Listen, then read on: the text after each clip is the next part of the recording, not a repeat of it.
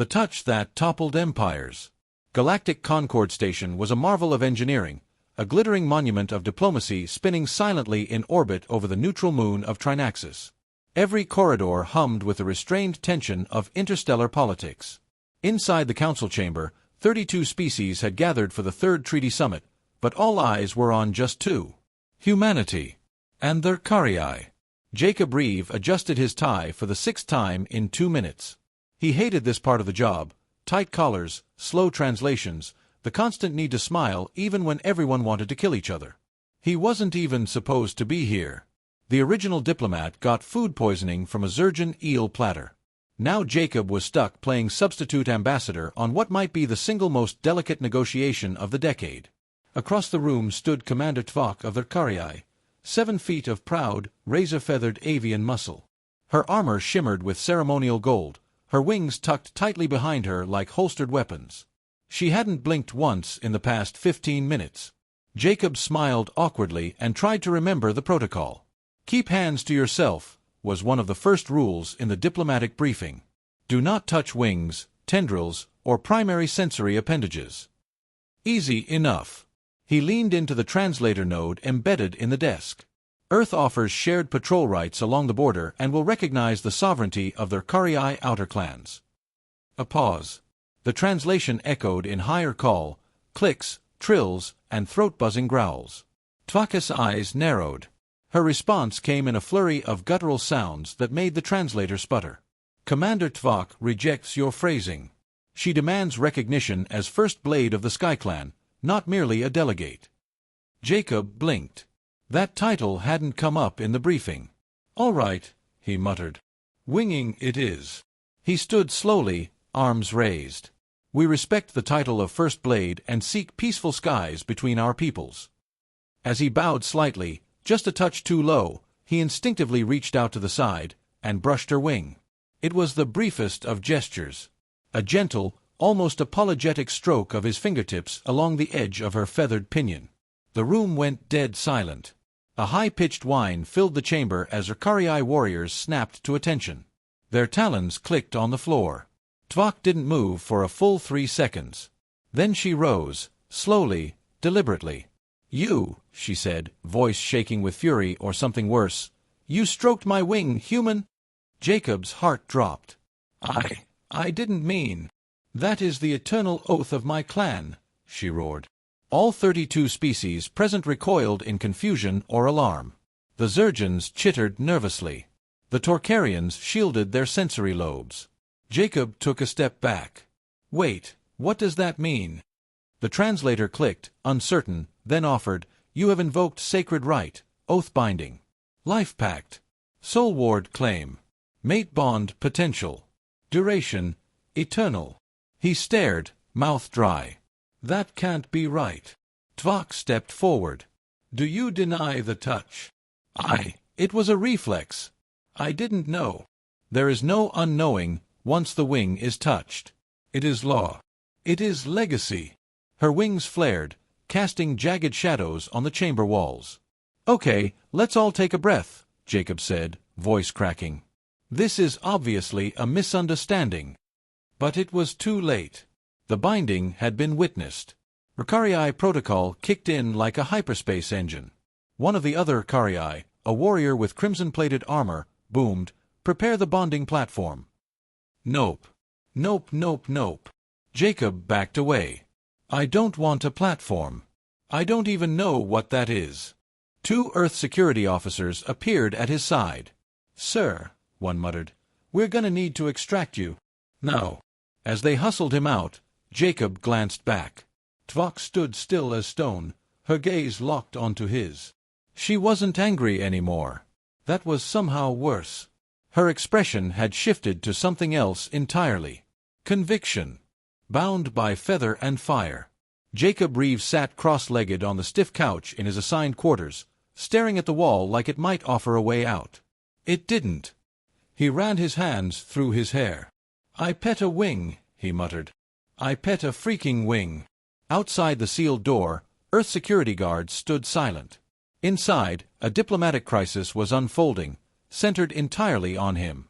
He'd been briefed, questioned, and poked by half a dozen protocol officers. They'd confirmed what he already feared. Touching Urkari's wing wasn't a social faux pas. It was a declaration, a vow, and somehow a marriage proposal. He was scheduled to be briefed by a cultural liaison in the morning, but Urkarii apparently didn't feel like waiting. The door chimed. Jacob flinched. "Come in," he said without enthusiasm. The doors hissed open to reveal Commander Tvok, still in full ceremonial armor. Her wing feathers had been polished to a dull gold shine, and her talons had been painted with lines of crimson, warrior markings, or maybe wedding ones. She stepped in without asking. Her movements were deliberate, each step measured. When the doors slid shut behind her, silence hung like a guillotine. Jacob stood awkwardly. "Commander Tvok, I apologize again for the misunderstanding." Her eyes didn't waver. "You misunderstand nothing, human." The gesture was made. "The oath is real." "It was an accident," he said, trying to keep calm. "I was trying to show respect." "You did," she replied evenly. "But respect, among the Urkarii, is not weightless. It is binding. You touched my wing in the presence of witnesses. I have no choice now." Jacob hesitated. "No choice for what, exactly?" Tvok stepped forward. "I am your clan guard now. I owe you my blade, my protection, and my loyalty unto death." "That sounds a lot." "It is everything," she said. "For your kind, this may be confusing. For mine, it is destiny." Jacob dropped heavily back onto the couch. "And there's no way to undo it." "There is a ritual of unbinding," she said, then added, "but it requires the shedding of blood, the revocation of name rights, and the permanent exile of one party." Yikes. Indeed. They stood in silence for a moment. Her feathers shimmered slightly with every breath, a biological shimmer he found oddly beautiful, if also terrifying. She was built like a raptor in armor, yet her gaze held something patient beneath the edge. She sat down across from him, folding her wings neatly. "I do not seek to shame you, human. You did not act out of malice. But our ways are older than your son. I must honor them." Jacob let out a slow breath. "All right, let's say I accept this whole clan guard thing. What does that mean for me? Are you following me around now? Until the oath is fulfilled or released, I will remain at your side.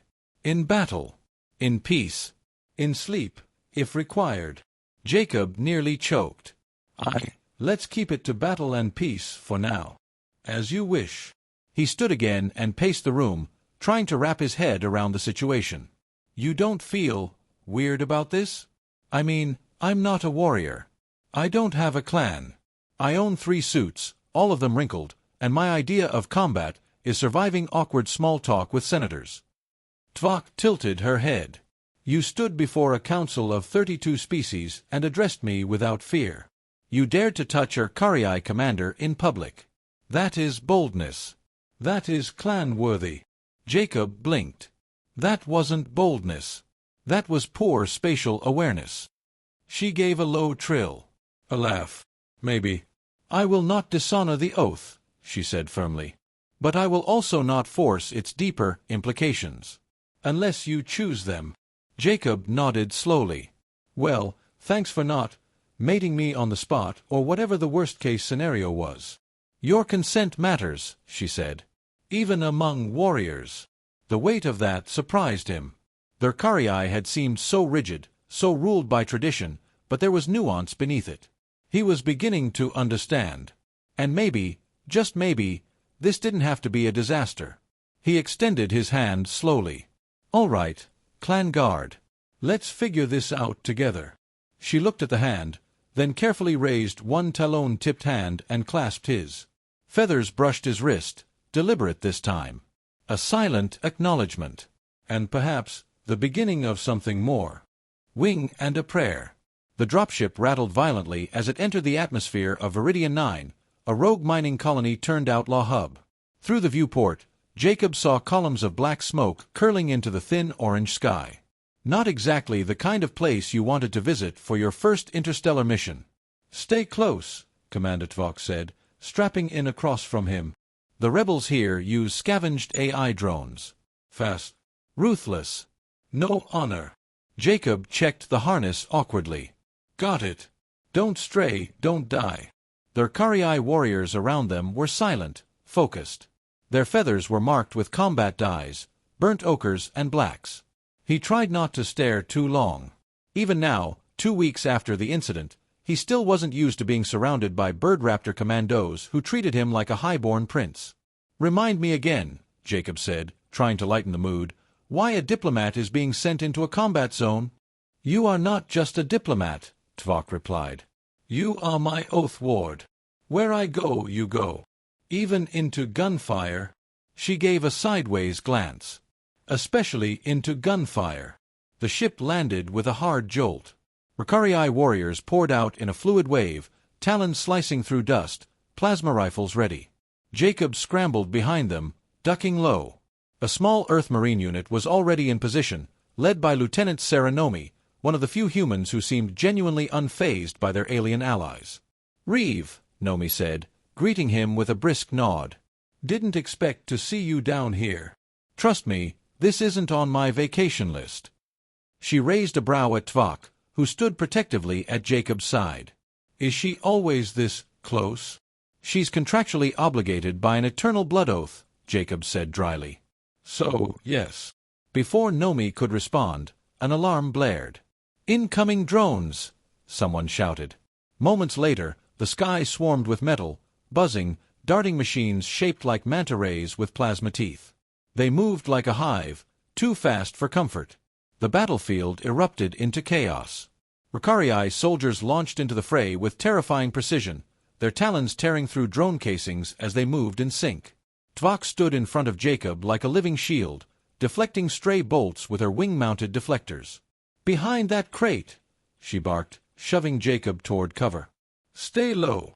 Jacob obeyed, heart pounding, watching the war unfold like a fever dream. Despite the terror, he couldn't help but notice how their HFY and humans had begun moving together more fluidly. What started as distrustful tolerance had become something resembling coordination. A nearby drone broke formation, diving toward an unprotected human soldier. Jacob didn't think, he just moved. Grabbing a dropped pulse rifle, he fired wildly, missing twice before managing to clip the drone's wing. It spun, crashed, and exploded a few meters from the soldier, who looked up in shock. Thanks, the Marine shouted. Jacob blinked.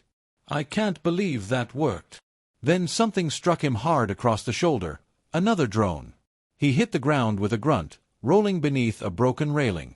A sharp pain burned along his ribs. Jacob! Tvok's voice sliced through the noise. Before the drone could deliver a finishing blow, she was there, striking it from behind, snapping its metal spine in a single motion. Sparks flew. She dropped to one knee beside him. You are injured. I'm fine, Jacob winced. Just a scratch. Okay, maybe a dislocation. Or a small death. She inspected the wound. Her claws were gentle. You risked yourself for one of your own. That was brave. Wasn't thinking. Just did it. Her eyes met his. That is what it means to lead. The rest of the battle blurred. When it was over, and the last of the drones lay smoldering in the dust, Jacob sat in the shade of a ruined wall, wrapped in a survival blanket, sipping water. Tvok sat beside him. You bled for others, she said quietly. You acted with courage. You defended your own. That completes the second seal of the oath.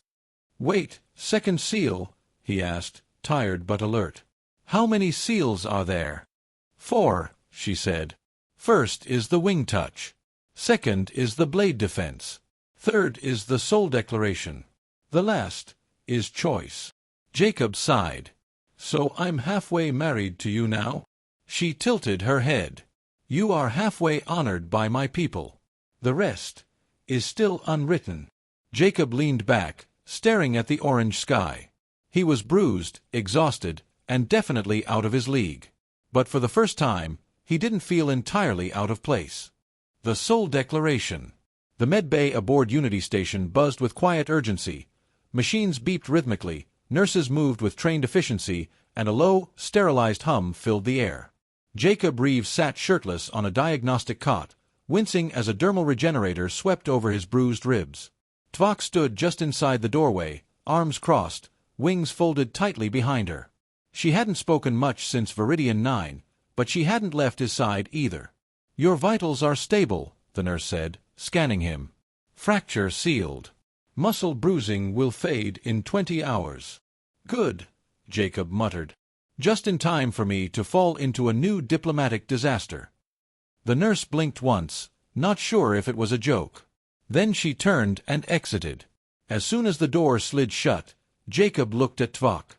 "So, second seal, huh?" She nodded. "You earned it." "I didn't mean to earn it. Intent is not always the measure of worth." Jacob leaned forward, careful not to aggravate his ribs. "And the third seal, that's the soul declaration. What does that even mean?" Tvok stepped closer, talons clicking softly on the floor. "It is when the oath-bound speaks their truth. A truth no one else may speak for them. The core of who they are, freely given. No ceremony. Just words." Jacob blinked. "That's it. Just talk about myself. Not small truths. Not job titles. Not surface things. The soul declaration must reveal the flame within. Your why." He looked down, suddenly uneasy. "I don't know if I have a why. I got drafted into this job because I speak 4 languages and don't offend easily. Yet you protect others, even when afraid." "That doesn't mean I know who I am," Jacob said softly. Tvok tilted her head. "Then speak, and let us find him." For a long moment, the silence between them stretched. Jacob exhaled. "Okay. My father was a mechanic. My mother a schoolteacher. I was supposed to inherit a quiet life on Ganymede, teach, fix engines, maybe raise a family. But when the war came, I watched my uncle, one of the early Earth diplomats, beg for peace no one would grant. He was mocked, threatened, and he still kept trying." He looked up, eyes hardening. "I hated that. I thought he was weak. But when he died during the Norel Accords, every side, human and alien, mourned him. Because they knew he'd never lied. Never stopped believing people could change." His voice softened. "So I joined the Corps. Not to fight. To talk. To do what he did. To try. Even when it's hopeless." Tvok didn't speak right away. Then, "That is your flame." Jacob chuckled nervously. "That count as a soul declaration?" She stepped forward, her expression unreadable. "Yes, it does." He relaxed a little, until she reached into a pouch at her hip and pulled out a slender chain of silver feathers. "What's that?" "The braid of witness. You have completed the third seal. This is worn by one who walks with legacy." She draped it gently over his wrist. It shimmered faintly, the feathers cool to the touch. "I haven't agreed to the final seal," he said quietly. "I know. And if I don't, then our oath ends with honor. No shame. No exile. You will remain a respected name among my people. You will have earned that." He looked at her, feeling something tighten in his chest. "You keep surprising me." Tvok allowed the smallest curve of her beak. "That is the mark of true companionship." Before he could respond, the door chimed again. Lieutenant Sarah Nomi entered, datapad in hand. "Jacob, you're wanted in the high chamber." Arkarii war chief just arrived on station, demanding audience. "Which one?" Tvok asked, voice sharpening. Nomi hesitated. "General Kashar. Your blood rival." Tvok's eyes narrowed. He was once first in line for Skyblade Command. "I superseded him." "Ah," Jacob said. "A polite visitor, then." "You should not meet him alone," Tvok said quickly. "He will test you. He despises humans and hates that I took the oath with one." Jacob stood, rolling his shoulder. "Then we go together." Tvok gave a slow nod.